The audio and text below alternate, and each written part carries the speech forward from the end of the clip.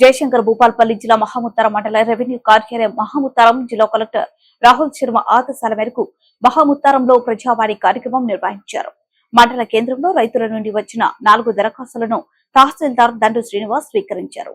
అనంతరం ఆయన మాట్లాడుతూ ఫిర్యాదులకు సత్వర పరిష్కారం చేసుకుంటామని సూచించారు. ఇక నుండి ప్రతి సోమవారం జిల్లాకు వెళ్లకుండా మండలంలోని అన్ని భూ సమస్యల ఫిర్యాదులు ఉన్నవారు మండలంలోనే ఇవ్వాలని తహసీల్దార్ కోరారు. ఈ కార్యక్రమంలో తహసీల్దార్ దండు శ్రీనివాస్, నయాబ్ తహసీల్దార్ సందీప్, జూనియర్ అసిస్టెంట్ కాలా శ్రీనివాస్, జూనియర్ అసిస్టెంట్ మధుకర్, కార్యాలయ సిబ్బంది పాల్గొన్నారు.